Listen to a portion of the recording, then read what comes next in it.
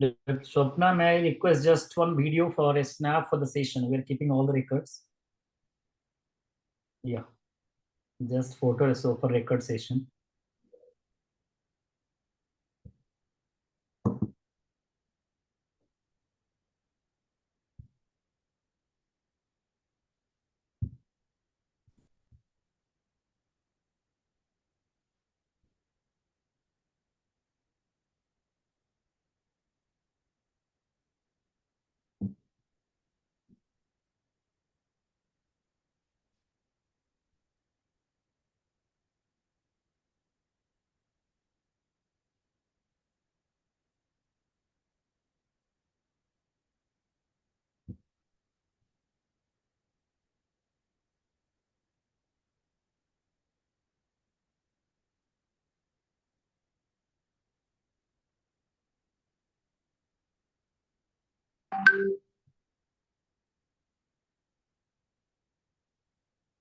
Usually, if you remember, Nalini sir, for the last 3 years from the time the NOEL is going on, the breastfeeding session has got the minimal attendance. Not like that. It depends on the timing. This is my experience. People think they know everything about breastfeeding, so they don't need to attend these classes. You talk about not only breastfeeding, any of the routine thing, which is most relevant. They all feel that it is, well, probably they know. And when it comes to little more intensive, rare thing, and they come and join as a huge number. That's the we have seen the trend for since long.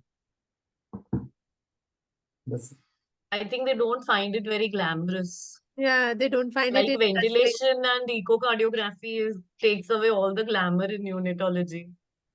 so Breastfeeding nutrition and breastfeeding becomes the backseat, or they yes. They ought to realize that this is the most basic thing which they need to know for every baby, not just for the NICU babies. But it is not in neonatology, not in medical science. Many of the essential parts of like basic need or essential part of life is not glamorous. So that same thing reflects here in neonatology. So which is very, very basic and necessity for universal necessity. That's not glamorous many times. The luxury things comes, so glamorous luxury thing comes there, but that's the I think if they are aware that they will have a 10-mark station in OSCE in the exams, the attendance will automatically improve. We have seen actually Dr. Nitasa is part of that. So IAP neonatology or NNF, both the places at the BAIBA and OSCE station, as I was saying, and that's the one separate table for that. So it is the exam is a must. It's a different table for the breastfeeding and fortification and the feeding practices. So probably 40, we saw the 40 participants. So you can start it later. They will join. Actually, we see 5-10 minutes they usually join. So good evening all the faculties and delegates, and thanks all the delegates whomsoever joined till now. And this is NOEL's 4th edition. As we are aware, repeatedly each time we are speaking, 4th edition means 4th year running successfully. And this is the current sessions, it is 16th edition, and 16th sessions till now we cover. The target around 40 to 50 sessions we do in each year. So we covered respiratory sessions completely, and the neurology sessions, the last session completed with neurology, neurodevelopmental follow. Presently, we will go in a few later coming sessions where about nutrition and the growth monitoring.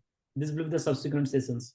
To start with, we know when we talk about the preterm babies who are at risk, who is admitted in NICU and sick, the growth, when we talk growth about not any feeding, but when we talk about feeding, we say always it should be enteral feeding, it should be exclusively mother milk, it should be the early feeding.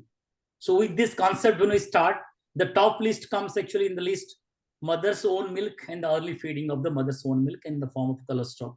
So to initiate the session, today's we got as a speaker, Dr. Nitasa Bagga, who is my colleague here in Banjara Hills, Rainbow Children Hospital. She is well known now. In the last so many years, she is quite active in neonatology academic arena. So everybody knows, and the students knows here, no introduction required, and her passion about the nutrition, growth, and specifically see with initiative, she has taken a leadership position here during the establishment of milk bank in a private setup. And other two esteemed faculties, who are Dr. Swati Manarkar. She is the professor and head of Sion Medical College, popularly known as Sion Medical College, is Lokmanya Tilak Municipal Medical College. And to make the trainees aware and others aware, and she is working in a medical college where the first milk bank established. We are talking about mother's own milk, but in our sense, the importance also, donor milk. Equally, we'll discuss here. So I'm saying the importance, they realize the importance of mother's milk. So started very early, the first milk bank in the country. So Madam will join with us as a faculty, and further after the presentation, we'll continue in the discussion few minutes. And Dr. Swapna, who is again from Hyderabad, and one of the highest, probably I will say the highest number of trainees, highest number of neonates. Anytime you will visit to the hospital, which number of babies they take care. And in the government sector, they established milk bank also. So probably with this introduction, we will see that I will request Dr. Nita sir to start the session, to go with presentation of 30 to 40 minutes. I will come back and highlight few of the practices, and again the importance of mother's own milk and how to achieve for the kids who are the neonates at risk, how to achieve in the best way. We will discuss through our panel discussion. So with this, I will request Dr. Nita sir to go ahead, but I will request Dr. Swati and Dr. Swapna, if anything, before starting the session, any you want to some message to the audience before listening what they should target as a learning session today, you can put few words, then we'll go for the session. Dr. Swati. So, good evening, everyone, and thank you so much for having me here.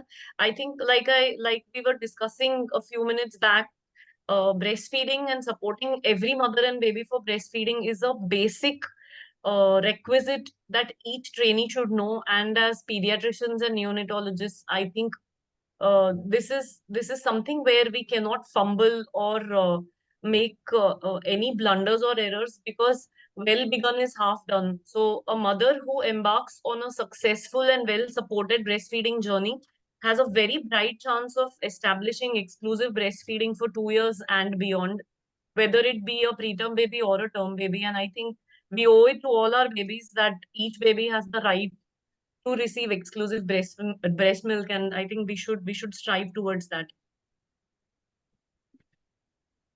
Perfectly. Well said words. Dr. Swapna. Good evening, everybody. I usually say my residents, like when you're discharging a preterm baby who has been ventilated at NEC, BPD, at last when you're discharging, you will be very happy. But I will be happy only when that baby is getting discharged with their mother's own milk. Then only we can celebrate. It's not that your baby got discharged because you ventilated. But as a team, I always tell that we should discharge the babies on mother's own milk. And that takes lot of effort from the beginning. As soon as the mother delivers a baby, it is lot of team effort, and everybody should be together, the family members, and especially our doctors and nurses should play a leading role in establishing mother's own milk, because this is going to help even the society. As we know that the cost of formula, the risk associated with the short-term adverse effects and long-term adverse effects of formula. So it is our social responsibility also to make this baby get discharged on mother's own milk. So let us all join together and help these tiny babies get discharged on mother's own milk. Thank you. Perfectly. Perfectly well said. That should be our goal and target. So with this message, let's see the presentation, what we are going to learn today. With this, Dr. Nita, I invite you to go ahead with the presentation. Thank you so much, Dr. Nandi, for giving me the opportunity to talk on this forum. It is one of my favorite topics where I always want to relate. I always want to relate with my students and tell them about what is the importance of breastfeeding, what is the importance of sustenance of exclusive breastfeeding. So I have divided my talk into basically two parts. One is what is the importance and benefits of the breastfeeding, and how do you sustain the exclusive breastfeeding? Let it be term babies, let it be preterm babies. Breastfeeding is important for both of them equally. There are different reasons for preterm babies on the exclusive breastfeeding and the different reasons for the term babies and different ways of sustenance. So we will discuss shortly. So this might look a little continuation of what you all know, but still I thought I should reinforce upon the benefits of breastfeeding, because it's very important for you all as a resident to know about it. So when we talk about, one second. Yeah. So when we talk about importance of breastfeeding, we know that breastfeeding is the feeding of an infant or a young child with the breast milk directly from the female breast. That is via lactation. It's a normal way of providing the nutrients they need for the healthy growth and development. And adequate nutrition during the infancy and early childhood is essential to ensure children's growth, health, and development of their full potential. Poor nutrition increases the risk of illness and is responsible directly or indirectly for 1/3 of the estimated under 5 deaths across the world. Adequate nutrition starts right at birth. That's initial first hour of life. If I just say about the WHO statistics, globally, 3 in 5 babies are not breastfed in first hour of life, which should be the target of each and every one. Only 41% of the infants under 6 months of age are exclusively breastfed, which also I would say a little more data. In Indian scenario, this much also is not the figure. Over 8,20,000 children could be saved yearly if all 0 to 23 months were optimally breastfed. Undernutrition is associated with 45% of this children death. And globally in 2020, 149 million children under 5 were estimated to be stunted, 45 million were estimated to be wasted, and 38.9 million were overweight or obese. These are all the reasons for which the breastfeeding becomes the utmost important for any child for the whole life. So when we talk about benefits of breastfeeding, breastfeeding is not only good for baby and good for mom, it is also a great initiative and a great importance to the whole society. So when we talk about quickly next 3 to 4 slides, I'll talk about quickly the benefits of the breastfeeding to the infant and child. So it is the most important nutrition for all the babies. So it contains everything a baby needs for first 6 months of life. Breast milk is physiological, microbiologically and biochemically superior. It's the sweetest milk. It has got a high lactose content. It has got a low protein as compared to the cow's milk, but made more of whey protein, which is easily digestible. Low solute load, hence gentle on immature infant's kidney. Microbiologically, it is sterile and least chance of contamination. Breastfeeding protects against various infections. We all know it protects infants against various infections, including upper respiratory infections, including otitis media, and as well as gastrointestinal infections. Contains immunoglobulins and secretory IgA, which offers surface protection to the respiratory and the GI tracts, supplies passive immunity. Lactoferrin is bacteriostatic and inhibits E. coli. Peroxidases and lipases kill bacteria. Bile salt stimulated lipase kills amoeba and giardia. And para-aminobenzoic acid, which is a very important component of breastfeeding, is important in protection against malaria. It is also important for the growth and development. The breast milk contains amino acids which are specific for the brain development. We all know about it. The cysteine and methionine ratio is high in the breastfeeding, which is essential for CNS development. It is a rich source of taurine, which is important neurotransmitter and neuromodulator for the brain and retina.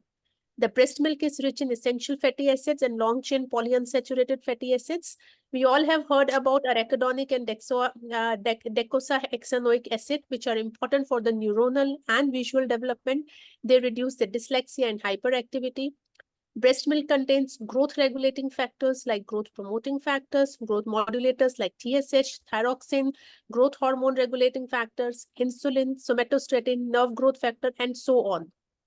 Breastfed children score higher on cognitive and IQ test at school age and also on the visual acuity test.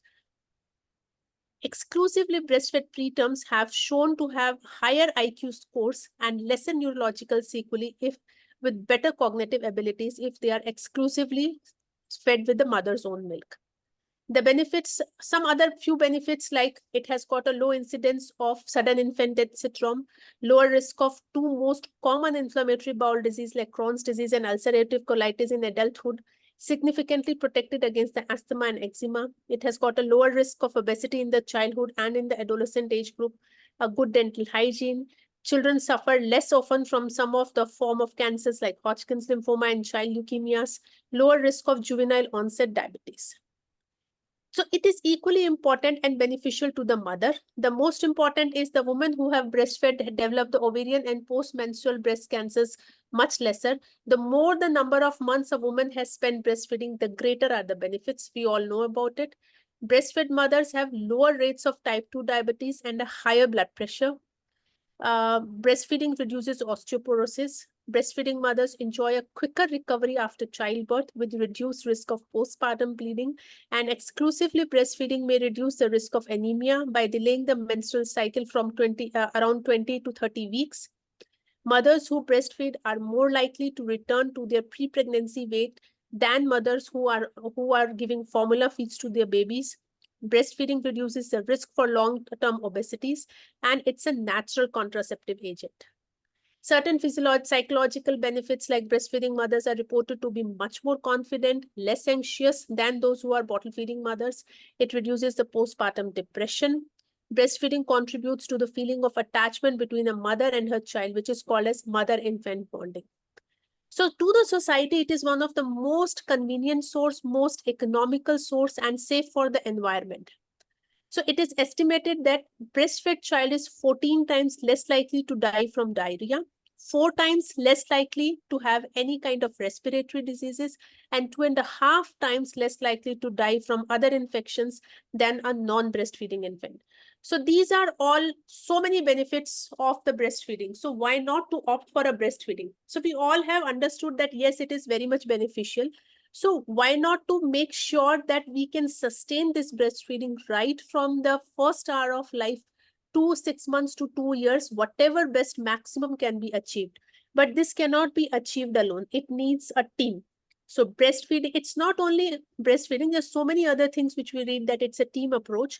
But breastfeeding is a truly team approach because neither a child can do it alone, nor a mother can do it alone, nor a doctor or a neonatologist or a pediatrician can do. We need the help of obstetricians, we need help of nurses, we need help of lactation counselors. It's all together a team which achieves the more. So there are various pathways which can be discussed on this ground. I will be talking about 10 commandments, how we can sustain the exclusive breastfeeding. So various evidence-based practices which have been proven in the research with the experience and with the values. So what does the evidence say? Evidence says it increases the quality and the quantity of the breastfeeding and duration of breastfeeding. So all these commandments are going to increase the quality and quantity as well as duration of breastfeeding. So the very first and the foremost is early skin-to-skin contact, which we all know. Early and uninterrupted skin-to-skin contact, which is facilitated and encouraged as soon as possible after birth. You can see in these pictures, as soon as the baby is delivered, whether the baby delivered normal vaginally or is delivered through C-section, the baby should be brought in contact with the mother's chest. We also know it is also known as a breast crawl. Contact ideally lasts for more than an hour and longer periods when well tolerated by both mother and infant. So early skin-to-skin contact, it needs a team approach with the help of obstetricians, labor room and OT nurses, pediatrician, and anesthetist. The second important is early initiation of breastfeeding. The target is within 1 hour of birth, but as soon as possible, you can start within 10 minutes, within a minute, within half an hour, as early as possible. But the cutoff is as early as possible within not less than 1 hour, not more than 1 hour. All mothers should be supported to initiate breastfeeding as soon as possible after birth within the first hour of delivery. Among the healthy term infants, feeding cues from the infant may be apparent within the first 15-20 minutes after birth. So it should not be delayed as early as possible. It should be practiced. It also needs a team of obstetricians, our nurses, pediatricians, and anesthetists who are attending the delivery. The third commandment is zero separation. So if you see, facilities should enable mothers and their infants to remain together. We should facilitate rooming in. We should facilitate bedding in. And as maximum as possible, I would say 24 hours across the day. Avoid unnecessary admissions. Phototherapy in the postnatal wards should be done. We should examine the babies there itself, bedside, and try not to separate mother and baby diet at any point of time. Family-centric care. This is all about NICU. If you see mothers in the NICU, family in the NICU, if they all are there, they recognize the infant's behavior, the infant's cues, and they can easily breastfeed their babies. So if we promote the family-centric care, where along with the nurses and the doctors, families participating in the care of the babies, we can reinforce the breastfeeding or exclusive mother's own milk in these babies. The response to the infant's hunger and feeding cues can be easily understood by the mother, and she can lactate as well as breastfeed much better. Ways to respond to the infant cues include breastfeeding, skin-to-skin contact, cuddling, carrying, taking, singing, and so forth. Enabling environment and nurturing care is the baseline for making sure the family-centric care in the NICUs. So everyone knows about it, that kangaroo mother care and non-nutritive sucking increases the maternal milk volume. It increases the duration of exclusive breastfeeding.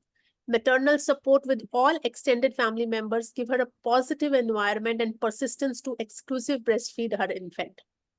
So if you have a twins, both the partners can participate or the grandparents can be involved. Kangaroo mother care and non-nutritive sucking can be done by the mother. Continuous skin-to-skin contact promotes the exclusive breastfeeding. Milk expression while skin-to-skin contact. No separation while simple treatments like jaundice and Billy blanket. You can see here that the mother is expressing the milk along with she's doing a KMC. We are providing with the Billy blanket and doing the KMC at the same time. Even if the baby has jaundice, at least half an hour to 1 hour, whatever best possible, and the baby is comfortable, we should consider. Even if we have twins and they are being ventilated, even if the baby is on CPAP, we should try to promote some breastfeeding or non-nutritive sucking at least, so that the reflexes are mature. The practical support. So we all talk about importance of breastfeeding. We all talk about the benefits of the breastfeeding, but what is the crux? How the mother can be supported? One important support is the family. So the family supports in the different ways. The husband supports, the in-laws can support, the parents can support.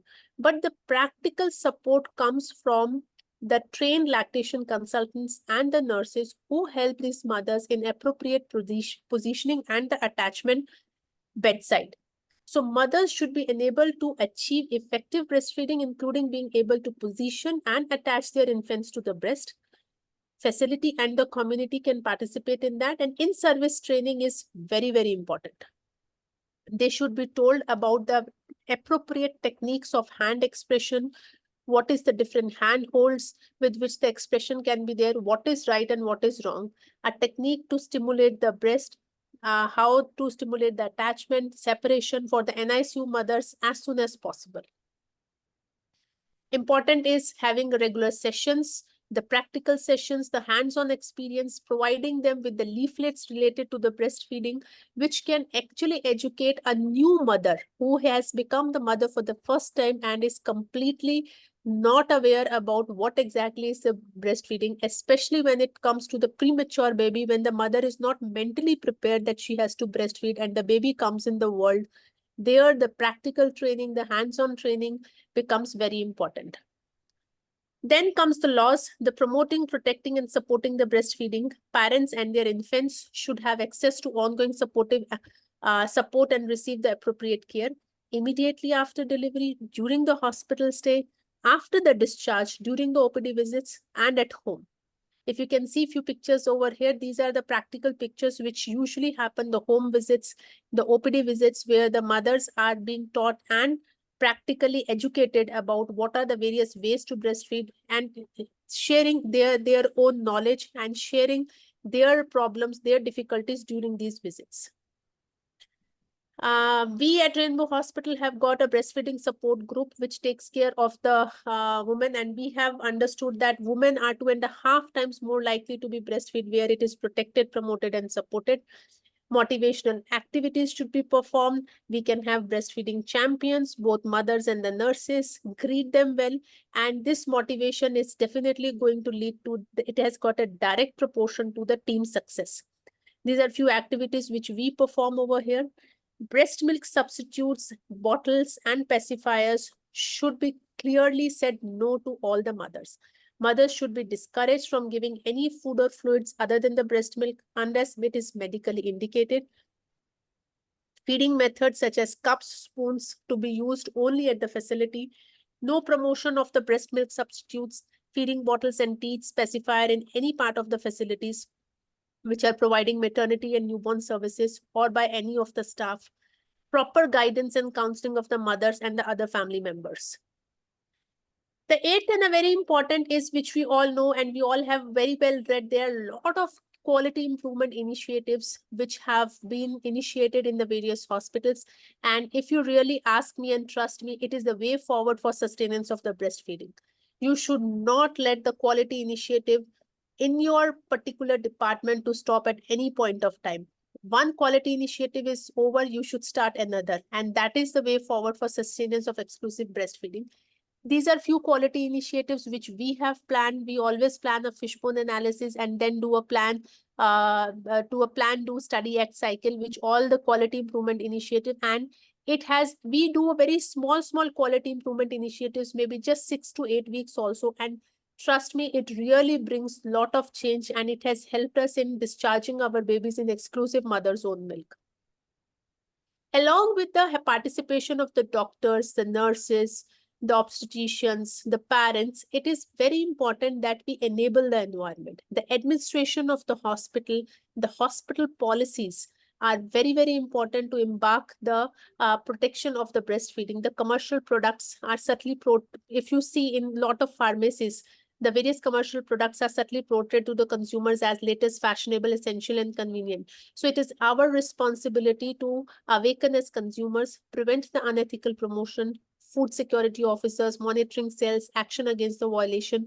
All those things should be a part and parcel of the hospital administration. In the pharmacies, all these milk powders should not be displayed in front to attract, or neither the bottles or not the teats should be there in front to attract the new parents to go and inquire about it or to buy it. Until unless the hospital policies are formed and the administration takes a part in making the environment enabled for the breastfeeding, it will not be successful. Implementation of IMS Act 2003, monitoring the team, motivation of the breastfeeding. And this is something which is very important. If we say the promotion of breast milk substitute, the prescription of the breast milk substitute is equal to the use of the breast milk substitute. So there should be a clear-cut policy where even any patient should have a behavioral change and should not be motivated to buy any such kind of breast milk substitutes from the hospitals. So the staff competency, we should have the staff trained into it, the health facility staff. It does not only include the nurses, but the other staff, the paramedical staff also should have a sufficient knowledge, competence, and skills to support the woman for the breastfeeding. It should start right from the antenatal care. The pregnant woman and their family should be counseled about the benefits and the management of the breastfeeding. Breastfeeding education that is tailored to their individual needs and considers their social and cultural contexts. This will prepare them to address the challenges which they may face. So a competing staff is going to make the breastfeeding successful right from the antenatal period. The role of government policies, we all are aware about various programs which the government has started. It is our responsibility that we should bring the awareness. We should paste these posters wherever we have got mother and child diet, where like mother's absolute affection, how the breastfeeding within an hour of birth helpful. Breast milk alone is the best food and drink for an infant. We should be able to tell the parents, even if it is a scorching heat or summer, do not worry. If your breast milk is sufficient, this is much more important than giving any kind of water or extra additives. Continue breastfeeding till 2 years. They can introduce some of the semi-solid and soft food after 6 months, but continue breastfeeding till 2 years of life. So exclusive breastfeeding till 6 months. So all these are the awareness generation camps which should be done by the pediatricians, the neonatologists, the obstetricians, the nurses, or those who do the home visits and home care. So the government policies have been made, but it is very important for us how to apply these government policies. And if you see in this graph, there is a clear-cut dose response curve. The percentage of the mothers who stop breastfeeding before 6 weeks, with that per se, the number of the baby-friendly practices reported. So the more the number of baby-friendly practices are reported, the lesser will be the mothers who will be stopping the breastfeeding. So it is a direct dose response effect. Various programs which have been working is Lakshya, Ma program, and the various components of programs. As residents, all of you should know about these programs, and we as examiners would always want to listen from you that you know in detail, because this should be practiced when you start working as a neonatologist in the various areas. So just to summarize, breastfeeding policy and practice it should be made. Relevant training for the healthcare workers is essential to enable quality standards to be implemented effectively. Mothers should receive breastfeeding support. Minimizing disruption to the breastfeeding during the stay in the facilities, providing maternity and newborn services will require healthcare support. Coordination of the clinical systems in the facilities across the obstetrics, midwifery, and pediatric services. The breastfeeding support in the succeeding days and weeks after discharge will be very, very crucial. This is our breastfeeding support. These are our mothers who help us in counseling various mothers who come through challenges, especially in the NICU. And this is a team of obstetricians and our neonatology team, along with the team of lactation consultants who as a team work for the breastfeeding support group. Thank you so much. So, thank you, Dr. Nitasa, for just presenting all the, probably covering all the aspects, whatever we thought, both covering the benefits and how to sustain the breastfeeding. Before going to the individual discussion and as a panel, I welcome and good evening, Dr. Surinder Singh, sir, for for joining the session. Thank you for joining the session. And well, thank you, Dr. Nalini. It is my proud privilege because Dr. Nitasha Bagga is talking on Mother's Own Milk, and as Swati is also here. Hi, Swati. Okay, and Lakshman and Dr. Swapna. So they are all the great people over there, and they are all great promoters of breast milk. And not only them, every one of us who is involved in care of newborn should and must resist the temptation of any of this milk companies. The Infant Milk Substitute Act. So I think Dr. Natasha Bagga has dealt partly about the IMS Act, a very act which was promulgated in 1992, and again there was an amendment in 2008 or 2002, and this is an act whereby any kind of promotion activities. Madam actually told about that if you go to any pharmacy in your hospital nearby, and you will find all the dabbas and all the top milk will be showcased, though it is barred from it. People have to make noise about it.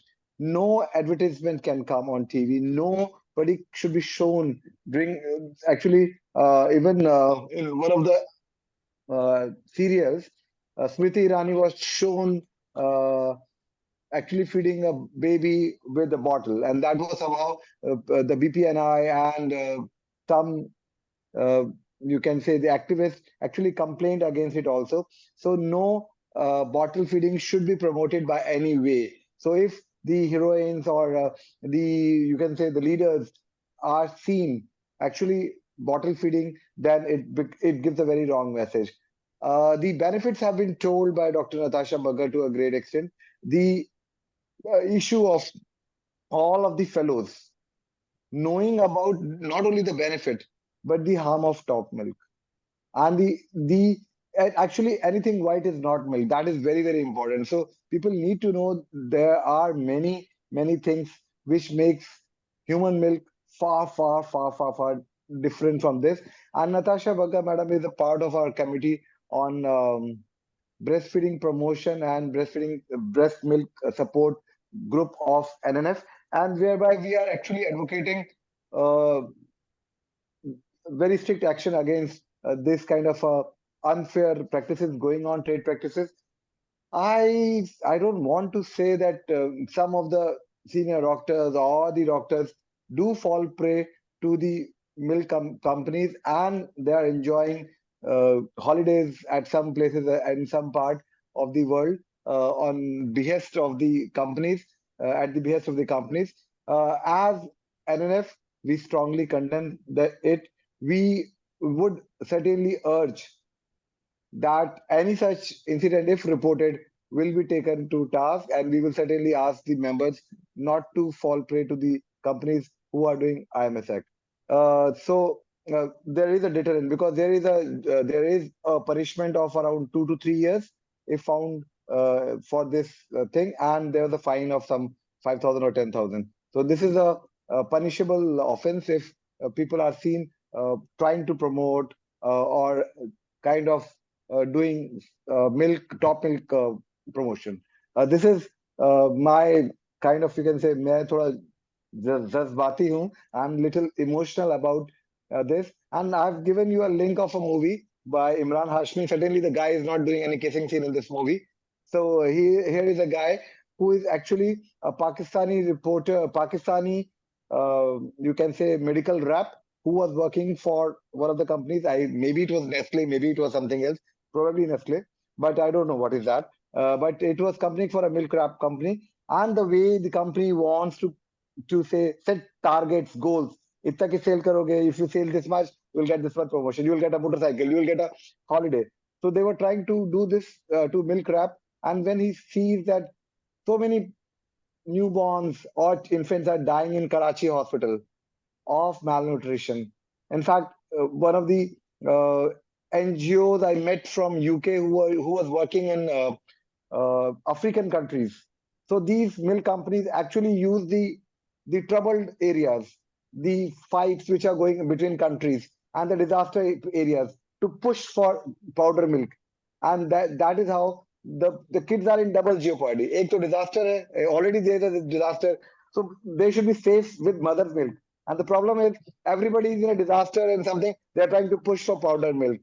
Kedarnath में tragedy होती है, powder milk चला जाता है. Anywhere it goes, the cyclone has come, powder milk goes. And the kids are then given powder milk, and they are deprived of the breast milk which is there. So they are more killed. They suffer with the diarrhea, pneumonia, and everything because of this. So as pediatrician, as neonatologist, you see to it that you actually differentiate between human milk to a great extent, and actually keep it, जैसे doctor Nitasha ने कहा, unless it is utterly required, at the last moment only you have to give that. Please, then you have to give it. That is why we are training you about that also. Sorry, Dr. Nalini, this is something which is very close to my heart, and I can't stop talking about it. Yeah. Thank you for your passionate comments and the thoughtful comments also to the new practitioner. Also, there's a very cautionary words would be there. Many temptation will come, but we should stick to the precautionary directions from the bodies and the practice. The way the government policies, our body is statutory bodies like NNF, IAP also try to implement. Making the policy is important. Making the policy will make the people aware, but implementation is the key. And who is the implementing body? There is always a confusion. That's not happening. What I think. So on our website and even on IP website, IMS Act has been put forth for the benefit of all. You please visit our website and download or read the IMS Act. It will be good for you all. Yeah. So thank you. So in the same philosophy, knowing is one part of the story, but implementing is the most important part here. So by the presentation of Dr. Nitasa's presentation, 10 commandments, we clearly know there is a directives and there is guidelines how to optimize the use of breastfeeding or to achieve the mother's own milk indirectly. Breastfeeding means, because when I see the mother's own milk, we will come to in detail. Mother's own milk can be available by breastfeeding, can be freshly expressed EBM. When we say expressed breast milk, can be frozen and can be given, can be pasteurized, can be given. It's all for our mother's own milk, but in various ways they are different. The one is different from other. We'll come to that, which is the best and why is it best. We'll come to the physiology and its use. But before going to that, 10 important points Dr. Nitasa has covered. Now I will request Dr. Swati, Dr. Nitasa, and Dr. Swapna, all three, when we know some guidelines that they're existing. Now, Dr. Surinder Singh sir is also there. So you can put your comments. Each practice And I remember. I was all of them to put the questions because there are so many questions Yeah. they should have. So put the Yeah, questions. so this question and answers we will take in the session. We will invite all the delegates, all the questions also. But this 10 policies, when we will implement, what actually, where is the resistance? What are the hurdles? I will start in sequence. I remember all the 10 points. Let's start from the first one. When the baby born, we are very much interested for early skin to skin contact, or we can say with the we say breast crawl to achieve. But as all three, you are practicing, you are going close to the baby's delivery room, and you are standing by the mother side and the baby side. You please experience whatever experience you're feeling. Please share it here. What are the hurdles? What are the resistance to achieve the early skin to skin care at delivery room, be it normal delivery or a cesarean section? What are the real hurdles? What are the practical problem, and how to achieve? One practice points where the trainees and we will learn. Okay, we will implement this one practice points. We know that's useful. How to achieve it at delivery room, skin to skin contact. That's the first practice. All three faculties, I'll invite one practice point from each one. So maybe the first thing I'll start with that the one of the biggest hurdles is the knowledge embankment of the obstetrician. So we really need to talk to the obstetricians about the importance of skin to skin contact, because as soon as we talk, the very first question which comes is, oh, we are doing the cesarean section in a sterile atmosphere, and how can a baby crawl onto? We have done the all the scrapings and everything, and over that we cannot make the baby crawl. This is a practical problem which I faced, and we made sure that we do the chest, we do the crawl over the chest and not onto the abdomen, because usually skin to skin contact and immediately even the cord is not contact, we should put the baby over to the abdominal wall or abdomen of the mother. So since in the C-section that might not be practically possible, so we change that. After cutting the cord, within few minutes we make sure that it goes to the chest, and that was allowed. So one is the importance of skin to skin contact, telling the obstetricians, informing the educating and informing the labor room nurses and the OT nurses what is the importance and how, then only we will be able to achieve it. So before achieving, that knowledge has to be shared with them, that why we are talking about it. And I am sure it happens once we talk. We just have to be persistent onto it. So our perinatal team should be more aware and practice. When we work for the practice, we work as a team. Not the neonatologist job, not the obstetrician job. It's the perinatal team's job. That's the message probably I got. So Dr. Swati, is any comment about how to achieve? I have a different experience most of the times, because in the public sector with busy labor rooms, it becomes nobody's job to do the early initiation and the skin to skin contact, and people just want to push the buck. So one thing would be, just like the NRP algorithm has a cord management plan, I think we need to have a breastfeeding plan before the delivery of the baby. As to if we have a normal delivery, this is the way we go ahead with putting the baby onto the mother's abdomen, doing a delayed cord clamping, breast crawl, wait till the baby initiates the first That's feed, good. That's good. and then the rest of the things can follow. For a cesarean section, there definitely are practical challenges, but they are not unsurmountable. Like having a plan of how to initiate the skin to skin contact outside of the section field, and still allowing the baby to stay with the mother, cheek to cheek contact, or putting the baby from the shoulder side and allowing the breastfeeding to commence, could be techniques which could be explored depending on the status of the baby and the mother. But I think very important from the public sector or from the more general perspective is, there has to be an accountability. It cannot be only the neonatologist's job to make sure that skin to skin contact and early initiation is happening. Like a perinatal team, it has to be everybody's responsibility to make sure that this happens, because sometimes there could be two deliveries happening, and a single neonatal attendee is attending to another baby, and this baby is just lost in the gaps. Also, what I feel is, it's important to have a documentation which can be checked subsequently, and the performance can be audited. that we had 10 deliveries, we could achieve early initiation and skin to skin contact in 6 of them. But there were problems in 4, and those could be discussed, and like a quality improvement initiative could be embarked upon to figure out that yes, there could be problems, there could be issues like we wanted to start, but the baby went into apnea. We wanted to start, but something else happened. There's always a fear that the baby might slip. We did not have enough people to stay with the mother.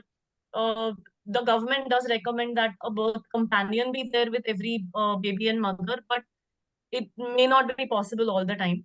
So there could be different hurdles in achieving the targets, but documentation of whether it was done, documentation of why it could not be done, then maybe a reporting system where the government does ask for rates of early initiation of breastfeeding, but regular audits about whether it truly happens, or sometimes it just happens on paper and nothing truly happens. These are genuine issues which need to be addressed. So Swati, actually Natasha did touch on quality improvement. All what Yes, we talk about when we yes, talk about feeling so passionate about it and actually talking about who should be put to task, accountability and responsibility, and we try to share the blame. Probably we have to sit together and as we were trying to find reasons, what could be the challenges. And I think Natasha has try to address one those problems in, and that can be quite contextual. You don't have a birth companion, but some other place might be having a birth companion. You don't have a anesthetist who is accommodating. Some other place they may be accommodating. The system is not very things like that, and probably in a place where everything else is there, the people don't have the knowledge. And maybe everyone knew about it, but the mother was not ready to take it about it. So there can be many, and if you make a fishbone analysis of that, and then you realize that probably you can tweak the one or two problems and then try to find the solution. And this is why how Dr. Natasha was telling about a quality improvement where skin to skin has been improved. And I tell you, this US aid has done studies in Bijnor, heartland of UP, one more in Kannauj, in medical colleges, and in cesarean sections. They were able to do it in a public health hospital in a medical college also. So this is how, as a quality improvement, they have done it, and it is a published thing also. Please go through it, and rather than trying to feel very passionate, and let's just think that we have to हमें कुछ सुधार करना है, we have to improve, and for that improvement we have to take some baby steps, and that baby steps which Natasha just said, one probably in our system these two steps can work. That is how we can do, and let's be happy about that. We have improved from 0% to 10% to 10% to 20% to 30. Any improvement is something which is laudable. I think that is which is required. So I think, sorry, so I was just trying to say Natasha had touched quality improvement, and I think that was very pertinent. yeah, So it does quick work. take, The only two issue with quick quality improvement is it learning. has to be very sustainable. So recurrent programs like what Dr. Natasha mentioned are absolutely crucial because teams change, people's knowledge changes. A lot of So things are very dynamic in labor this rooms. is again a QI. Last step of the QI is sustenance. So that also Yes, comes. absolutely. Quick take actually on for all the trainees I got from the discussion. Two quickly points. Bottleneck analysis in the local points. It may be a corporate, it may be private, it may be a government sector. The bottlenecks are different in different settings. So identifying the bottlenecks, and two important parameters I learned here in the discussion. Don't forget, beyond the medical professions, the pillars of the practice there, the surrounding nursing staffs and nursing assistant who are available, and the family members are there. They are there with us. The parents are stay. Many of the government sector will see around the family members are there, taking into account of the nursing staff family members to implement the skin to skin contact, the training, the way Dr. Swati has the practice points, how to do, the questions comes to mind, how to sort it out. Video demonstration by short videos, small videos as a quality initiative. You can put the teaching or education material, so that will teach how to implement it. So quickly, I will go to Dr. Swapna. Sir, If any quick point, the breast sir, fall or the contact. one point I want to tell is like if a resident sees how a baby sucks in the first hour, Like just one or twice, if he sees, helps the mother and baby to attach, then Very good. really they'll never forget, because that's what my postgraduates tell. Once they initiate in the labor room or OT, they come and tell, we never thought that that baby will suck that effectively. So I think every resident should be made to have that practical experience of putting the baby on the breast. Once or twice they do it, they really understand that it is possible. Otherwise, they think that uh, theory doesn't help. So I tell them, you go and see how the baby is sucking. The baby will be so active, sucking effectively, not much help needed. We should identify, and I tell that every time when you keep on the breast, take the another family member so that they will learn how to position, because many times little help has to be given for the baby or to hold the baby on the breast. That's it. Then the baby will keep on doing it. So, Dr. Swapna, very important thing. Once they see it Yeah. happening, the doctors tend to believe it. And I went to Quality Council of India, and I'm going to National Medical Commission also in coming weeks or so, to tell that our medical colleges are the teaching institutions are the fountainhead from where residents are coming out.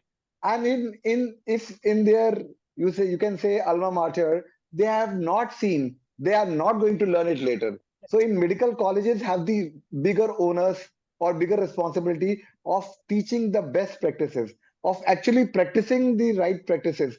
So if you are doing it, your residents can very confidently say, oh, we have seen it in hundreds of babies, we have seen it so many times, and I can do it. So that kind of confidence will emerge if the medical colleges will do that, and the residents, because you are the factories from where the next generation of students are coming, the next generation of neonatologists or pediatricians coming. So I think all the medical colleges and the DNB institutes like Dr. Nalini Kant and Dr. Natasha are the DNB and DM institutes which you are doing it. So these are places, when you do it, your residents have that conviction, and with that conviction they carry throughout their life. Very pertinent, Dr. Swapna. Dr. Swapna's message is seeing is believing. So before seeing, probably people may not believe, but seeing is believing, doing, and practicing more, you will get more confidence in doing so. So that's with this message. I will move to the next extension question. Is extension of the first question. It's not different. But the second step from Dr. Dasa's presentation, early initiation of the breastfeeding. The skin-to-skin contact established, automatically early initiation will be there. But in absence of skin-to-skin contact due to some difficulties, still our target is for the Lakshya program. In delivery room only, we should establish the early feeding. So we know to do, but I am asking only single point here, not about the practice. We know maybe it has to take the breastfeeding.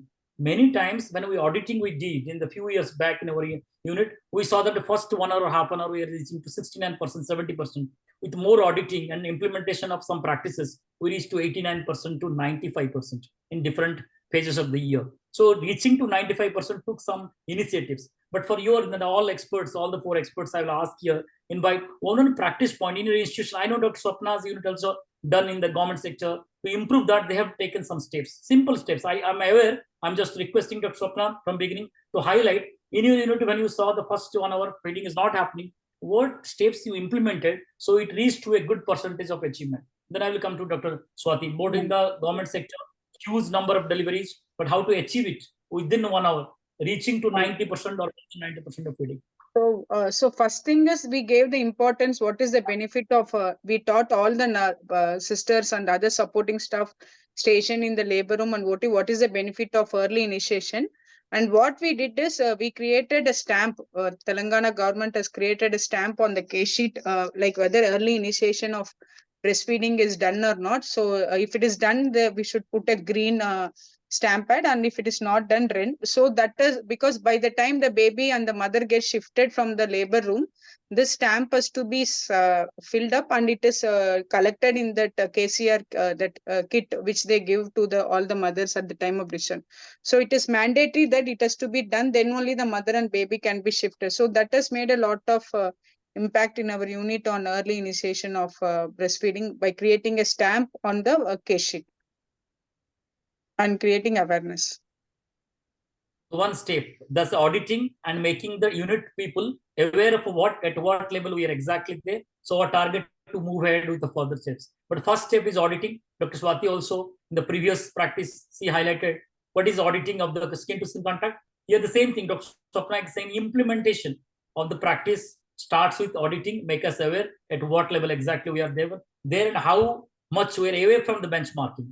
If we know ourselves, we can probably try to achieve it more. So with this, next, any other practice, Dr. Swati, to the getting first 1 hour breastfeeding? I think we're talking about the same hurdles and the same solutions to these problems, that building up awareness, having some accountability for people who are working, making sure that there are some like a stamp, and you cannot transfer the mother and baby out of the labor room unless the initiation has been done. These are likely to be very effective, but finally it's all how much commitment each one of us puts in to sustain this. So the chain is as strong or as weak as the weakest link, and we need to make sure that we are all extremely strong links in this chain of breastfeeding. But Nitasa, just you have done some quality initiative, personal experience, you implemented, tried to implement, you in front of your eyes, you saw the achievement, the percentage change. So you can say some of the experience which help actually from percentage of 67% reaching to the 90, pleasure of 93 to 95%. You can say along with the training and education of the staff and the perinatal team, along with that, and auditing and monitoring, we also did the third thing which we did here was going back to the perinatal team, the whole team of neonatologists, pediatricians, and the obstetricians, along with the lactation consultant, and telling them about what are our results on monthly basis. So we have got a monthly meetings where we discuss the whole month's data about the first skin to skin contact, and within 1 hour of initiation of the breastfeeding, where we tell how much percentage we have achieved this month and how much percentage we could not, and why. What was the reason that this breastfeeding was started more than 1 hour or it took more than that? We have got a clear-cut data presentation on monthly basis where obstetricians as well as the labor room staff and the neonatal team come to know about it. So that is another part of where we have got a closed loop communication, which has helped us in getting us more and more better as a team. So sharing the success story with your partner, the perinatal team partner, your success story, they should also know, so that they should feel about the more confident about the practices, and they will aware that it is happening in a positive direction. They will like to be part of any positive initiative. People like to be associated. So the sharing with them, that's might helpful. And one point I will add it here: if the perinatal team, the nursing staff, somebody will be declared as a champion of breast crawl or the skin to skin method, 1 or 2 people will be selected as champion. And by during implementation, who took more initiative, monthly basis, one staff at least can be appreciated for the first 1 hour feeding. That way we can hold staff, we can involve, we can appreciate them. I'm saying any of the setup, either government setup or the private setup, if somebody is doing well, just to appreciate, name it in the monthly meeting or weekly meeting, wherever, probably that will guide, that will encourage them to practice it more. That's with this. Any further point we'll go to next step. One important, very important practice points which we feel should be done. We know the bedding in, we know the importance of rooming in, the bedding in, but really the current setup, the beds available in the mother side, do we think as a faculty, all the people, I want to inputs, genuine inputs, with the bed, whatever available with the mother, when the mothers and the belongings or the IV line or the other things cannot be accommodated in the bed, can we practice in the same bed bedding in also? And can safely we will practice? Are the beds available to us in any of the settings are safe enough? For that reason, many of the places, what happens, rooming in, the baby is placed in separate cot, separate crib. So can we implement that? Can we achieve that? The bedding in, probably the bedding in itself will promote for this more skin to skin contact, easiness of the feeding. If baby is not separated, not away from mother, the initiation of feeding can be better and earlier. So what do you feel actually? Is it practically possible bedding in this setup, or some modification might help? Maybe you have achieved in your unit some modification for the bedding in. All three of any thought for this bedding in, rooming in we do now. The thought is brilliant, but the practical application is a little frightening, at least in the public sector where we have a sea of patients. It really sounds unreal, to be honest. But maybe where there is more space available and more monitoring available, it might be feasible. But with a limited doctor patient and nurse patient ratio, it it could be quite challenging. So what I was asking, rooming in also may be challenging sometimes. Same room, maybe the common word only will be there. Sometimes lot of disturbance for the privacy issues for the feeding. So many issues in the government sector and in the word. But say if we are putting some compartment and rooming in, that itself promotes the privacy and time is there for mother.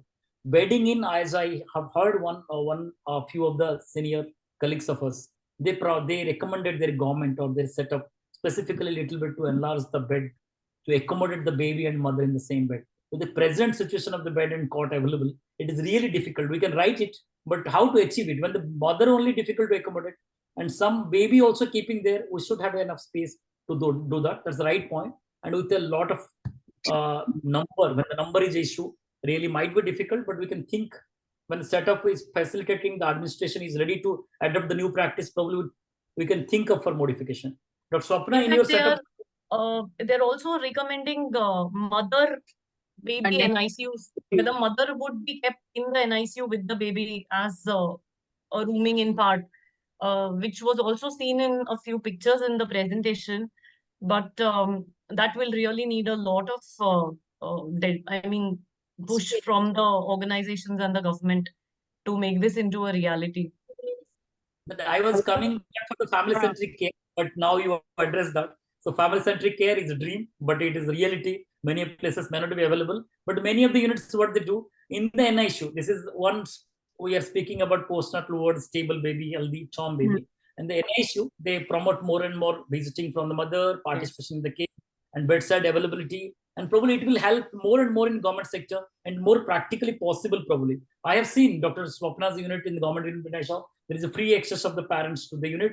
And so one way, free access of the parents to the unit itself promotes the family centric. That's another step we are going now. From the postnatal wards, bedding in, rooming in, and NICU also. When the sick baby still, the NICU mothers available in the bedside, and mother's bed side of the baby's bed, the model of KMC model, early KMC, when they try to implement, unless the baby and mother diets are very close to each other, early KMC may not be possible. But for early KMC, early breastfeeding initiation, and at least express breast milk when we are giving in, not direct in the sick babies or small babies, then also family presence in front of the baby might help. So that probably covered also family centric. Sir, one point I want to add. See, some modification really needed in the beds, at least head and elevation of the beds. Also, sometimes you can put the baby on late back position, more skin to skin contact. So bedding is always most of the time issue. Even though rooming in is being practiced, bedding in, I think we have to give suggestion, as you said, for increase of the breadth of the bed. So the few of the things covered, but I will ignore few of things like responding to cues should be done. KMC NNS is a different area. The session is there about KMC, but NNS, early NNS will definitely promote. But I will come to next one, the seventh step, what we heard in the presentation about lactational support, because that's a big chunk of this whole support system. Lactational support from the family, from the medical staff, from the nursing staff, from the lactational support team. So all the experts, all the three experts, I will just invite few of the practical steps what you can take in your bedside or the clinical areas with the lactation to increase the lactational support. I will like to listen from all of you.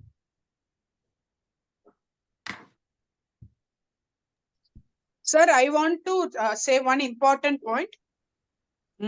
See, what I do is especially for preterm mothers, the common complaint is they don't have sufficient milk. So I usually involve the other mother who had an issue previously, now got better with all the suggestions what we have told. I tell that mother to speak to this mother, at least few words. So peer support has a lot of role in improving lactation. That's what I see, because as a bigger unit, spending each mother a lot of time, it is not possible. So what I do is the mother was successfully done. I ask that mother to motivate the other mothers. they usually talk a lot, and I've seen lot of improvement when there is a peer support, the other mothers in the unit. Absolutely. Good concept of peer or parent support group and involving them bedside when they are there in the hospital. So that's any other points from So our faculty? unfortunately, we cannot have lactation consultants round the clock available. So it's very important to train the existing nursing staff through the various lactation classes and the lactation training programs, which should be an ongoing training programs where each and every nurse, whether the nurse is posted in NICU or in the wards or in the OT, should go through that lactation training course, maybe for 30 days or maybe whatever. There should be a training course which should be made by every unit, where they train them on the basic skills of lactation, how to educate the mother, how to train the mother, because if the nursing staff knows about it, they can train the mothers much better. So we don't need to have a trained lactation consultant all the time. There should be one available if possible, but might not be possible for all. And all the residents should be equally involved into the training process of the whole thing. So if everybody speaks the same language, it becomes much easier for the mother to understand, and they will be able to impart this knowledge to the parents and the family. So the lactation training program should continue on a regular basis in any institution. Absolutely. Swati, any other support group? So, my thoughts echo with the other speakers that breastfeeding should be a culture in the unit, and everyone around has to be, be doing a propaganda about breastfeeding, following the rules of not allowing any infant milk substitutes. But yes, some mothers do genuinely have problems with low milk output or acute phases where the milk output drops. So we have a couple of things which we do. One, we have a counselor who comes and speaks to the mother, because there's a lot of stress which plays on in the mother's mind related to the baby, or sometimes they also have social issues going on in terms of costs, loss of wages, a prolonged hospital stay. And that little bit of psychological support to the mother could be a little relaxing and could get her back on track. And we also have a trained lactation support team to address genuine low milk output issues. And we try various techniques to make sure that the mother starts improving on her milk output. But by and large, there has to be a culture where everybody is pro breastfeeding in the unit. So I will bypass the enabling environment and government policy detailed discussion happened in presentation. We will come to the last session, very, very important session. What are the few QIs from all of us? Will let's speak one or two important QIs what the practitioner can implement in their unit, and they should think also what's the barrier and bottlenecks they can strategize their QIs. Before going to that, one or two different points beyond the presentation, I will just want to highlight what in your unit antenatal practices, antenatal education, what you want to implement, so that you will think that okay, breast milk availability to the babies will be more. From all the speakers, one point, antenatal practices for the mother before delivery. What are things we can implement so it will help for the increasing the mother's own milk? One point from all I want to listen. So most of the units where there is a mother and child unit practice the antenatal classes, where the antenatal classes are regularly happening. There, a pediatrician or a neonatologist should also be made a part of one or two antenatal classes on regular basis. Like we practice once in a month antenatal classes where we train them and educate them about the breastfeeding, importance of the breastfeeding, benefits of breastfeeding, what is the importance of proper latching, and what are the various positioning. Our lactation consultants are involved into the antenatal classes. So involvement of the team right from the very beginning is very important during the antenatal period, so that they recognize these importance once the baby is born, because as soon as the baby is born, mother is completely in a different world. The whole world changes and she might not be able to grasp so many things.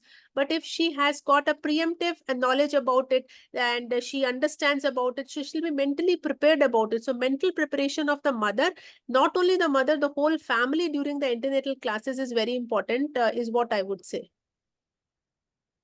All of you, Dr. Swati, Dr. Swapna. In addition, I think also very important is having a breast examination before the mother delivers, because there are occasions when the mother had a retracted nipple or a flat nipple and nothing was known about it, and then everybody is struggling. That would probably a brief idea about whether this woman is likely to have any high risk issues would prepare us better to deal with the breastfeeding issue after the birth, after the delivery of the mother. Swapna, about antenatal.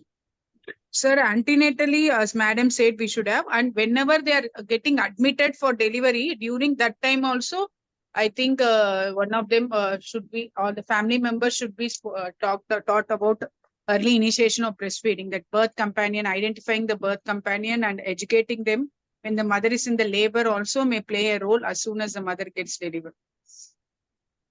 With this, And actually, I Shiva, will. this point becomes even more important when the mother comes in a preterm situation where she's into preterm labor. She's being monitored during in the labor room. She's being given steroids. She's there for 12 hours to 24 hours. That's a very important time to buy, where we can educate the preterm mothers as well as their families about the importance of the breastfeeding, because they don't even understand that the breastfeeding can happen also in the prematurity. So if the baby is delivered, they have got this notion that I will never get a milk. So we have to reassure her that as soon as the baby delivers, she will start having milk production, how she should do the hand expression, importance of all those things. During that period, we should buy that time when she is admitted for due to any of the reasons related to the prematurity. So very relevant points. The start begin before the birth. Sometimes you have to begin early, and beginning early here advantageous definitely. And beyond that, the extension little thing I'm not asking questions. Any inputs you can give. So after the delivery, also many of the social places, workplaces, and community places, we are probably not friendly to the mother. Many places in not friendly environment is not available to the mother for the sustenance and breastfeeding. So sustenance means, I say, somebody wants to express, may not be available in the place. Somebody wants to breastfeed with the baby, may not be available. So what's your thought process, quick thought process about the workplace and social places, the cultural changes, how should happen to support a lactating mother? So that's a few things I will highlight, because unless the policy thinks about that, the administration thinks about that, in hospital environment also. The hospital environment, the mother is sitting outside, but there is no environment to take rest and expression, the milk room and the breast expression rooms if not available, where the mother will do. That's a very relevant point in the hospital, in the workplace, in social environment. How to just augment in our hospitals, how we can optimize it. So you won't imagine, I have seen the mothers in the workplace going to the washroom and expressing the milk. So that is very, very, very disheartening to see these kind of practices, and nobody actually supports that she doesn't need to go to the washroom. People should support, especially in the offices where these lactating mothers are working, where after 3 months or 6 months, they have to join the work back. Each and everybody should be supported, and more education should be embarked to these so to the society. Actually, we should take the opportunity of various days, maybe a Mother's Day or maybe breastfeeding days or something like that, where we can enhance the knowledge of the people, that how important it is, and it should be supported by everybody, by the men around, by the women around, so that these kind of practices should not happen. The government has also given a lot of impetus to developing breastfeeding chambers or designated areas in especially in our part of the country. We have what they call as Hirkani Kaksha, and these are specifically designated areas for breastfeeding women, or if women would want some privacy for expression, and they are promoting establishment of these in across various facilities, including offices, public hospitals, then places where you have a tourist spot. So that is a good step forward, where the government itself is promoting establishment of such breastfeeding areas. So quickly, I will come another two areas. Then we'll go to the question session, because time also 9:30 now. 9:20. We will try to close it. It goes sometimes 9:30 also, as per the discussion and interest of the audience and delegates. But we'll try to close it. So I'll just one point everybody ask.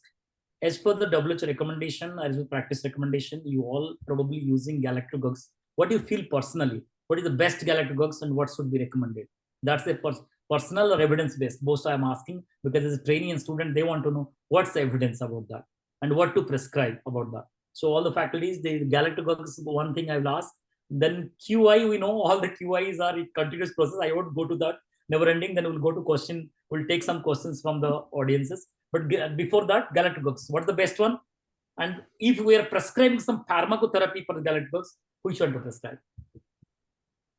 As you have asked about the personal view, I feel personally galactococcus is a feeling. So it is a kind of thing which mother takes, and mother feels that yes, she is going to get a good breast milk, and she's doing something to produce the milk. She is helping herself, and she's doing her level best, that she's eating this medication, or she's eating this maybe some of the food products naturally might be documented as a good and evidence-based some of the food products, but not much of evidence over here to say that yes, galactococcus does really help. But it's a feeling in the mother that yes, I am doing something to produce better milk, to do something, and I can do this. Is what I feel personally when I have used the galactococcus for the mothers. Do you feel it's a Sir, placebo effect or sham effect? But there's some Placebo. effect. Yeah, Placebo. it has definitely effect. It but as personally, once we prescribe, we see lot of difference to our next day, because Yes. mother, we also counsel about other things. Along with that, we prescribe this galactolog. They feel that the change in the quantity of milk is due to galactolog. So mothers really feel happy once you prescribe a drug. Even though we counsel so many things, once a tablet is prescribed, they feel happy, and next day they come and tell, my milk has increased because you gave a tablet to me. So psychologically, it is playing a role, sir. Evidence it's not there, but it is a role. Now the question, expressing the milk, the advice about expressing the milk, is it going to help? That's not the best way. Actually, the expression, that's in a sick baby is an issue, and mothers in itself. Probably the advice about the expression and using the breast pump is not the best way to expression. My thought process, which I'm asking. I'm not talking about pharmacotherapy. I'm talking the way we're counseling, and counseling about the expressions, actually expressed milk is not a way. This also helps as a improving secretion of the milk. Every So, thought about expression, and the technique of expression is so important, because many times we see that red marks on the breast, because they don't know how to express. If they don't know, it will cause lot of pain, and that will impair the breast milk production. So every mother whose baby is admitted in NICU should be explained about the technique of hand expression, and whoever is affordable, we should also tell them about breast pump. So in public sector, we usually educate all the mothers about hand expression. Correct technique has to be taught to them.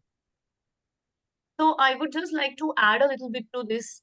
When I counsel my patients, or if while training my students, one bottom line remains that the baby is the best galactogog. The more the baby suckles at the breast, the better the milk output, not just because of emptying of the breast, but there are multiple hormones which come into the picture. Uh, as far as pumping is concerned, or expression is concerned, in addition to hand expression, it's also very important that we check the mother's pump if she is pumping her milk, because sometimes the flange may be of the wrong size, or the pump may not be generating enough pressure. When it comes to hospital grade pumps, we have very high end pumps available in the market now, which do function in like a biphasic pump with a stimulation phase and a let down phase. So getting these mothers to pump on a hospital grade biphasic pump can be very useful. In addition to that, there are certain strategies of pumping where we have published a small paper where power pumping is something which can work in mothers who have low milk output for short durations, where pumping and sequential pumping, rest pumping, which goes on for almost an hour, has seen to improve the milk output of mothers, and this strategy is recommended even for working mothers. Uh, Kangaroo mother care should be a part of the prescription when we are addressing low milk output, and good balanced diet. Also, when it comes to choice of galactococcus, I read in the question answers someone questioning about metoclopramide, but that's not really a drug of choice anymore. If at all we do choose to prescribe a galactococcus, one would go with Domstal 10 milligrams 3 times in a day, and increase up to 3 tablets 3 times in a day, but again for a short duration of time, maybe 1 to 2 weeks. If it does not work during that duration, then it's probably not going to work at all. I agree with Dr. Swati. The medication slowly changed actually. The comparative analysis available for fenugreek, for domperidone, and for the metoclopramide. Metoclopramide, we know the CNS side effects, and domperidone equally. The FDA did not allow till now because of we don't study QTC prolongation of the mothers. And many times when we are giving, we should be aware which antihistaminic, which antibiotic like macrolides the mother using, any previous heart disease. This all clarification should be there, then we can prescribe. But among the medication, as Dr. Swati said, I agree. The domperidone is now more evolved, more is evidence-based. Amount of milk, when it comes to, they both stimulate, they all three stimulate, fenugreek herbal product also. The amount of milk secretion, when it goes higher, domperidone has the higher, little bit edge over the other medications. That's the problem message to the people. But when prescribing, be careful. We are not, as a pediatrician or neonatal side, when we're prescribing, we are not mother's doctor. Be careful for that. The mother is asking, take all the precautions before prescribing or before verbally saying the medications. With that, probably the practice of galactose we discussed. I will take the questions, but before that, few of the very important thing I want to highlight. When it comes to mother's own milk, as I told, 4 different categories you can give breastfeeding. The best one, most physiological. We know how the hormonal changes in microbiome establishes and synergistic action of microbiome happens. If not possible at-risk babies, you are giving fresh CBM. That's the next best one. Frozen one is alternative because many times when mothers travel from distance, they fridge for a few short period and they get to us.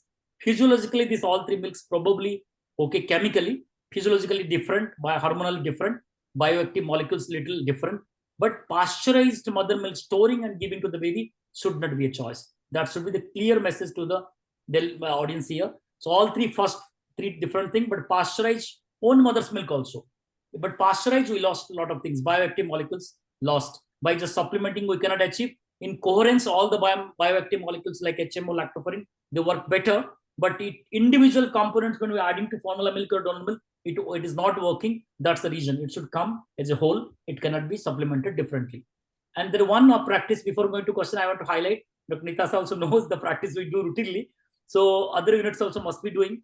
The newer concept, the colostrum application in the risk babies, because we spoke about postnatal big babies only. But the mother's own milk from the day one can be established. A 0.5 ml 10 times, so we are applying probably 5 ml per day, which is for a small baby 1.2 kilo, is a good amount colostrum application. Oral application of colostrum. The new theory among all the students, trainees, I will say new theory is the microbiome theory. We know the HMO of the premature milk is higher than the term milk, which is act as a barrier in the protection. We know, but the new theory, the mother milk or the preterm mother milk, when we are applying to the mucosal membrane of the baby salivary glands and mucosal membrane in the lips, the mother's xanthine amylase, which is available in the breast milk, combines with the xanthine molecule, salivary xanthine or hypoxanthine of the baby, and it produces a very good antimicrobial layer. So that's a new theory. It's coming up theory, probably evidence is still web together. But these are the few new things for which the colostrum application, whole milieu changes, the microbiome milieu changes. So if possible, from the day one, hour one, get few ml of colostrum, apply the oral cavity. That for the better health of the baby. Mother's own milk application, fresh application, not frozen or pasteurized. Freshly expressed milk application colostrum might help. And again, second point, probably said by Dr. Nita's presentation, I want to highlight just one point. If we are thinking mother's own milk is beneficial in dose-dependent manner, preterm population, it decreases NEC, decreases late onset sepsis, decreases CLD, decreases ROP, so decrease PVL. These all things happen dose-dependent manner. But we have to remember, this is all applicable to mother's own milk only. If I am giving a pasteurized donor milk, only advantage limited to NEC or feeding intolerance. All biological, inflammatory, bioactive molecule dependent advantage like ROP, PVL, CLD, late onset may not be there with the donor milk. So donor milk is the next alternative. The questions we will take. Next alternative is donor milk in absence of mother's own milk. But this advantage, don't think of. This advantage will be available. Except NEC feeding intolerance, no advantage. So whole message is here. Try to optimize, try to maximize available again to the mother's own milk. Just getting a donor milk from the bank is not an alternative to the mother's own milk to the high-risk babies.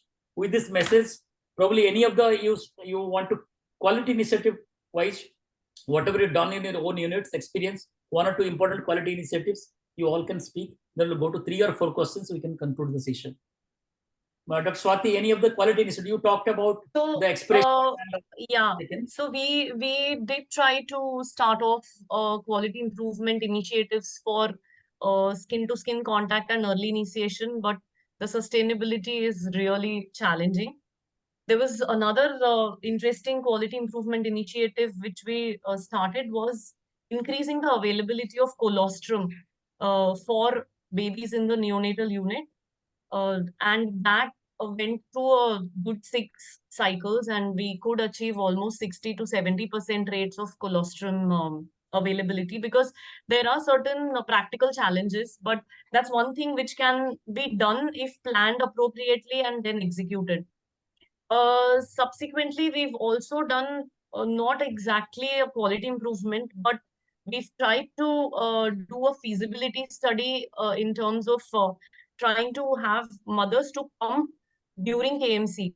Because a lot of times what we observed is KMC keeps getting interrupted because the mother needs to express milk, feed it to the baby. So a lot of interruptions can be prevented if the mother is taught or mother is enabled to express with a pump during KMC and continue uninterrupted KMC. And also, we recently published a pilot trial where, like I spoke, we did power pumping in mothers with low milk output. And for a short term, it did impact positively on the milk output. However, we could not really find an impact on the exclusive breastfeeding rates at discharge. So these are some feeding related or breastfeeding related initiatives. In addition to that, we had a huge project done a few years back called a mother baby friendly initiative plus, where we studied the impact of having a strengthening of the milk bank, availability of donor milk, kangaroo mother care, and breastfeeding support practices for normal babies, and its outcome on exclusive breastfeeding rates on normal babies as well as babies who are admitted to the NICU, and that did help greatly in improving the long-term prospects and also strengthening the system. So these are a few initiatives which have happened in the last few years. So absolutely fantastic. Some projects are really encouraging. So it's learning for us also. Then Dr. Swapna and Dr. Nitasa, few of the QIs which is you thinking or you done did it already. Just you can say with the So with Sir, that, we have, Dr. so with Swapna, that, please go. yeah, Swapna.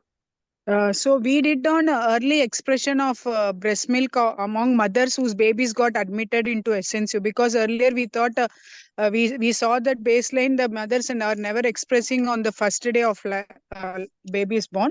So we did a QI and we thought we aimed to for early expression within 6 hours.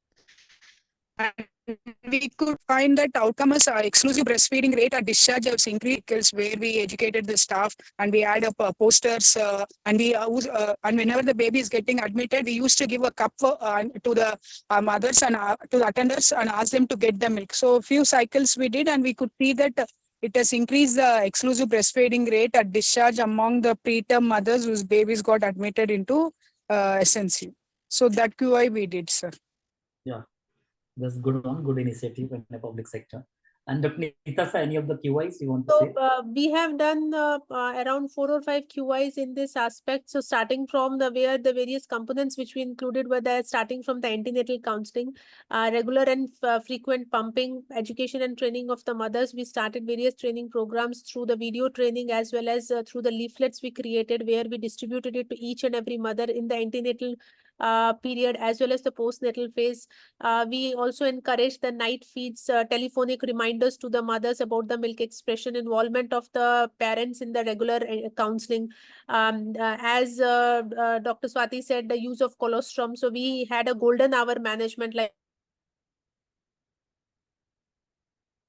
sure that the first drop of milk should be given in the first within golden hour of the time for the premature baby, and early skin to skin contact. So these were the few things which were the components of our 4 or 5 QI which we have done in last 3 years. So these are probably learning for everyone. Fantastic sessions going on. So till now, so we'll take the few questions, probably all one questions all of you can take. So quickly, the probably first question I'm seeing metoclopramide use already we discussed, but there is a second component. When is the ideal time to prescribe? Should we start early or should we later? There is, as any of you want to take the question, because the medication we discussed, beyond medication, the practice is important. So what's the timing if we want to prescribe? Only as far I am aware, though no specific timing. In past 3 to 4 days of colostrum period is over. Later, when the secretion phases are 4 to 7 days, that maximizes. That's the time they implement. But I'm not sure what's the exactly time at what the implementation should be done. But usually not in the first 3 days and 4 days. When the colostrum over, then we go to 4 to 7 days. When they maximize the secretion, that's the time probably if we're inadequate supply by all other measures, common measures, then can be probably prescribed. Then a second question is a little bit of. Can I just add to that galactogog thing? So this is not evidence or from any textbooks, but this is a general practice preference that we have.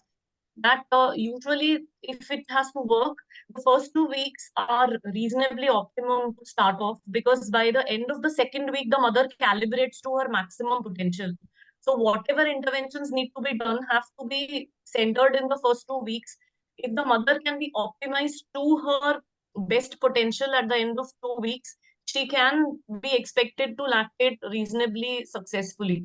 If we have lost out the first 2 weeks, then whatever interventions are done, it becomes extremely difficult to calibrate her to her best potential. Fully agree. So that's the important key components, key initial pages actually. So second question is relatively, I don't know, so common. It may not be very common. If mother had a fibroadenoma in one breast, any precautions to take while breastfeeding or any disadvantage to the baby by that? There is a standard recommendation of fibroadenoma feeding, and I'm not sure, but you. So no contraindication, sir. They can feed. So we know the local infective diseases with direct secretion possible, ductal carcinoma are the few of the standard contraindications. But I don't think any of the benign masses, which are not open one, not secreting any of the inflammatory fluid, it is never a contraindication as per the common knowledge. So probably that will help probably the guide. And then what is the next milk substitute in a scenario where breast milk and pasteurized human donor milk are not available? Both form of human milk is not available. So what is the best alternative? That's the question in mind of many of the people. So any of you want to take the question? Preterm formula is the next best that is recommended by WHO. Yeah. That's a preterm formula. Then going in for the cow's milk and buffalo milk directly, it's always a preterm formula, which is made formula for them. Yeah. Because pasteurized human milk, but it comes from a voluntary organization of a milk bank, or in the Western country, the way commercial products are available, do substance. But here the question itself is excluded. So we escaped from a controversial statement. Because here it is not about commercial product or a voluntary donated product, but the pasteurized milk is not there, then the next best probably everybody agree to the preterm formula. So if mother is manual versus electric pumping, probably Dr. Swati highlighted already, and all we know. So you agree with the newer generation biphasic electrical pumpings are better than the manual pumping? Well, if when we look at studies, it hasn't really made a difference to the milk output.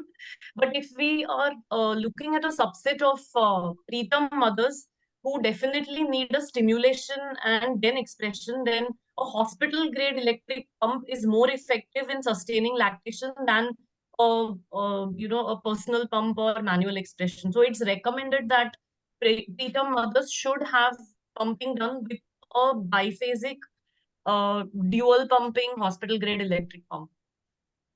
Also, the timing of milk expression is important when we are using the breast pump, especially first 48 to 72 hours. We encourage the manual expression. Hand expression is what is encouraged because the breast tissue is very soft. So first 48 hours recommendation is that we should use the manual expression, and then subsequently we can go ahead and use the breast pump. I would like to add a little bit to this. In addition to manual expression, at least stimulation of the breast with a pump in the first 24 hours has also shown to improve the final milk output and breastfeeding rates at discharge. So just initiation of the stimulation with the help of a hospital grade pump within the first 24 hours could be recommended.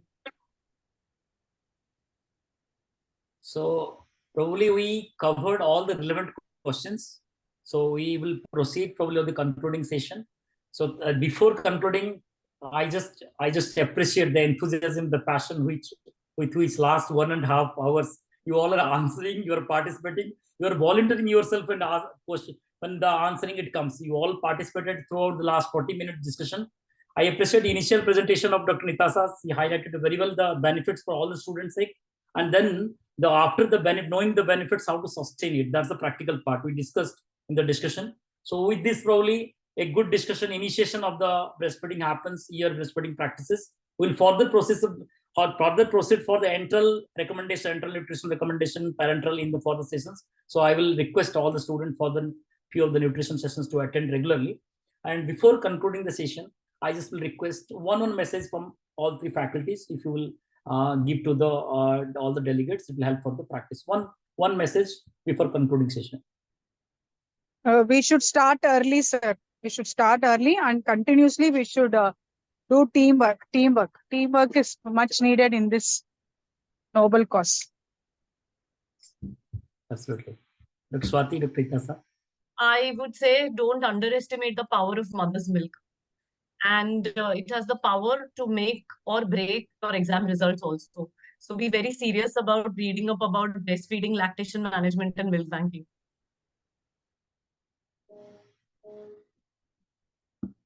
So Dr. Nitasa, she left, probably lost the connection probably. So we lost the connection, but thank you again all for participation. And I will close with the session with my 3 favorite words. I used different previous time also. The early, enteral, and entirely. Don't forget entirely.